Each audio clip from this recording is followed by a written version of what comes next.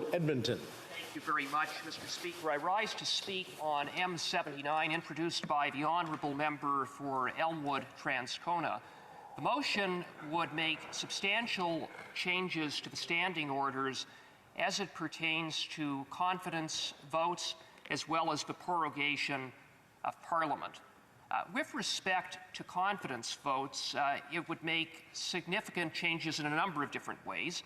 Perhaps less of a change is that it would seek to amend the standing orders to expressly provide that votes on the main estimates, the budget, and the address and reply to the speech from the throne be treated as questions of confidence. By convention, these votes are, for all intents and purposes, treated as questions of confidence, and it would indeed be difficult to imagine a scenario in which a government could survive losing any such a vote.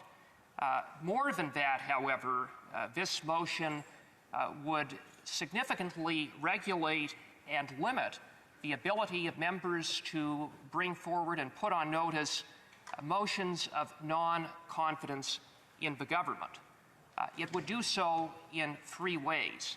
First, in order to put such a motion on notice, the signatures of at least 20 members of Parliament from more than one of the recognized parties would be required. Secondly, only one such motion of non-confidence could be put on notice per supply period. Third, members would be limited to either sponsoring or signing such a motion once per session. With respect to prorogation, this motion would require that the government put on notice a confidence motion upon the Prime Minister expressing the intention to advise and consult the Governor-General with respect to prorogation. Mr. Speaker, the Honourable Member for Elmwood-Transcona is a learned member. He is someone who brings a great deal of institutional knowledge and a good understanding of matters of procedure, and I have a lot of respect for him. I appreciate in that regard the spirit by which the member is seeking to make changes to the standing orders. However, I will be unable to support this motion. And the primary reason why I'm unable to support this motion is the process that the member has proposed in making changes to the standing orders. Hear, hear. 2 hours of debate is the process that the member has chosen. Nothing more, nothing less. No study, no consultations, 2 hours of debate. Shame. Why? Because that is the process for private members' motions, the way in which the Honourable Member has embarked upon amending the standing orders. And I would submit, Mr. Speaker, that having regard for the substantial changes that are being proposed, that 2 hours of debate is completely inadequate in the circumstances. I would submit further, Mr. Speaker, that it is all the more inadequate having regard for the fact that many aspects of this motion are seemingly novel, as the Honourable Member conceded when I put a question to him earlier. Although much ink has been spilled on, for example, the subject of prorogation, and Procedure and House Affairs Committee has undertaken multiple studies in recent years on prorogation, what the Honourable Member is specifically proposing, namely that the government put forward a confidence motion upon the Prime Minister expressing the intention to prorogue Parliament, has not been studied. Similarly, the significant way in which the Honourable Member is proposing to limit the ability to put on notice other motions of non-confidence in the government has also not been considered. Now, the Honourable Member is quite right to say that he's not ashamed that that some of these ideas are novel ones.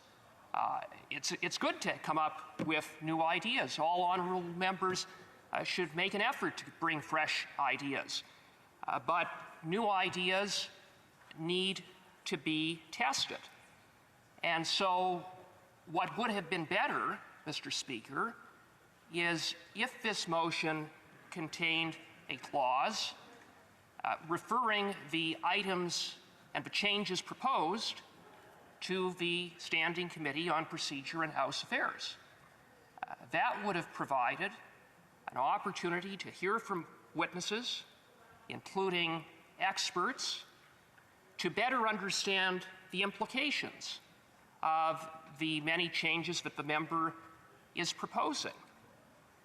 And had the honourable member included such a clause in the motion, I would have been very open to supporting the motion. It's unfortunate that the motion doesn't contain such a clause, and on that basis alone, I'm unable to support the motion.